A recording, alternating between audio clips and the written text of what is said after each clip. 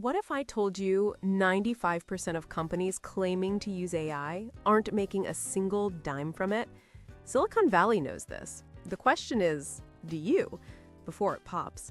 And before you roll your eyes thinking, not another tech bubble story, let me hit you with this. The US stock market has nearly doubled in just 5 years. Why? Mostly because 10 giant companies promised AI would change everything from your toaster to your taxes. At the same time, Sam Altman is casually talking about spending trillions on data centers like he's picking up milk at the store. But here's the kicker. That 95% of companies using AI, they're getting zero return on their investment. Not bad returns, literally zero. So this financial roller coaster is about to get wild. To understand what's really going on, you have to know about the 3 camps in this AI gold rush. First up, the true believers. These are the folks who think AI is months away from replacing every job on the planet. And to be fair, they have evidence. AI solved protein folding with AlphaFold, a problem that stumped scientists for 50 years. It's discovering new antibiotics and helping design fusion reactors. When you see Nobel Prize-level breakthroughs happening in months instead of decades, it's easy to believe we're on the verge of something incredible. Then there's Camp 2, the skeptics. They think AI is just a glorified autocomplete that needs a serious reality check. And guess what? They've got data too. That 95% zero ROI stat, it comes from an MIT report. Another study found that experienced developers using AI coding tools are actually 20% slower than developers who don't use them. And the US Census Bureau just reported that for the first time ever, corporate AI adoption is actually declining. Finally, we have Camp 3, the AI experts. These are the researchers who actually built these systems. Ilya Sutskever, one of the godfathers of modern AI, recently said that data is the fossil fuel of AI, meaning we're essentially running out of it. We've fed the entire internet into these machines. It's like trying to cook a gourmet meal after you've already used up all the best ingredients in the kitchen. What's crazy is all 3 of these camps might be right at the same time. Here's the illusion. Most headlines about the AI boom aren't about value being created. They're about how much a few stocks have gone up. That's like judging a restaurant by how expensive their forks are. When a company's market value jumps by hundreds of billions of dollars, it doesn't mean that money magically appeared. It just means the last person to buy the stock paid more than the person before them. It's like if a single banana sells for $10. That doesn't mean all bananas on Earth are suddenly worth $10. It just means one person is about to have a very expensive smoothie. So if we want to know if this is a bubble, we have to stop looking at stock charts and start counting what's real. The money, the chips, the electricity. Because if you burn through trillions and all you produce is a slightly faster email writer, that's not a revolution. That's just really expensive spell check with a great PR team. Let's talk about what this bubble is actually made of. It's not hopes and dreams. It's metal, electricity, and invoices. Just 4 companies, Amazon, Meta, Google, and Microsoft, spent about $344 billion in AI infrastructure in 2024 alone.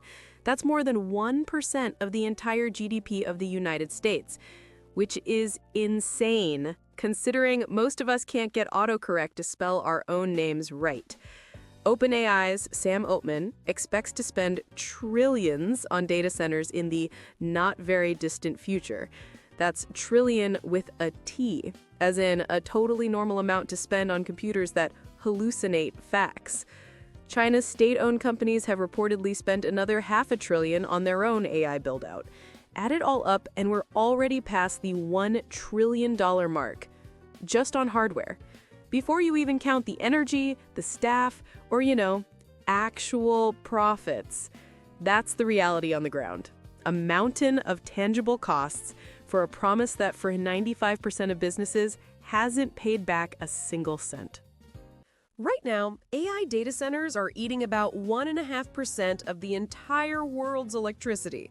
If this growth keeps up, that number could double by 2030. It's a fun way of saying we might literally run out of power because your chatbot needed to write a limerick about avocados. The United States grid is especially not ready for this. Most of it was built in the 1960s and is running with just 15% reserve capacity. Meanwhile, China runs at 100% reserve. They can casually plug in another few million GPUs without blacking out an entire region.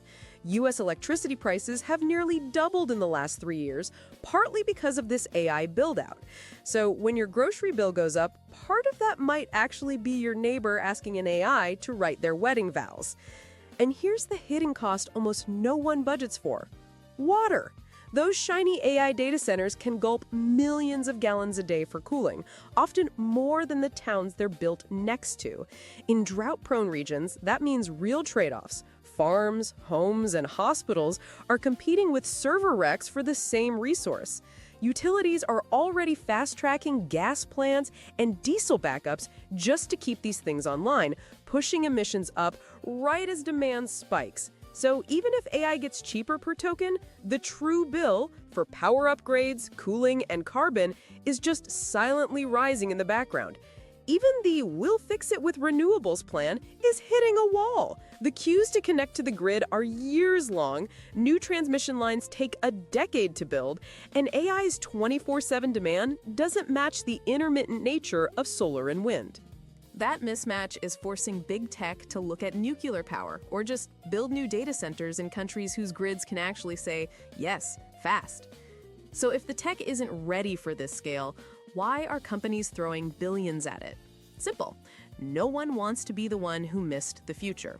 Every big company watched a competitor slap AI-powered on some random product and get a stock bump. So they all panicked and did the same. Budgets were rewritten, teams were rebranded, and CEOs started jamming AI strategy into every sentence just to keep investors calm. It's less about results and more about not looking like the one dinosaur at the robot party. This isn't new. The same thing happened during the dot-com bubble. Companies added .com to their names and instantly doubled their valuation. Sam Altman described it perfectly. This is a bubble built around a kernel of truth. The internet was real, but most .com companies weren't either. AI is real, but most of today's AI companies probably aren't either. In Silicon Valley, investors don't actually need a working product to pour in money, just a good story. And right now, "we're building the future with AI" is the cheat code for fundraising. AI companies are now eating up 71% of all venture capital investment, with some being valued at 30 times their revenue. That's like valuing your lemonade stand at $10 million because you sold $400 worth of lemonade.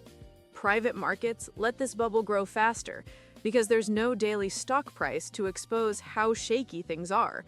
A company can raise billions, burn through it, and as long as the next funding round comes in at a higher valuation, everyone just pretends it's going great. But bubbles don't wipe out everything. Most of it pops, sure, but a few pieces survive and become the foundation for the next wave. After the dot-com bubble, thousands of startups vanished, but Google, Amazon, and eBay crawled out of the rubble and built the internet we use today. The same thing is going to happen here. Most of the flashy AI startups will disappear. The survivors will be the boring ones, the ones quietly building the chips, the data centers, and the power grids. The technology won't die, it'll just get quieter and a lot more useful. So where do you stand on this? True believer or skeptic? The truth is, we're witnessing something revolutionary that actually works, mixed with completely unsustainable business models, all funded by investors who are terrified of missing out. It is the perfect financial storm, and when it breaks, it will reshape the entire tech landscape for decades to come.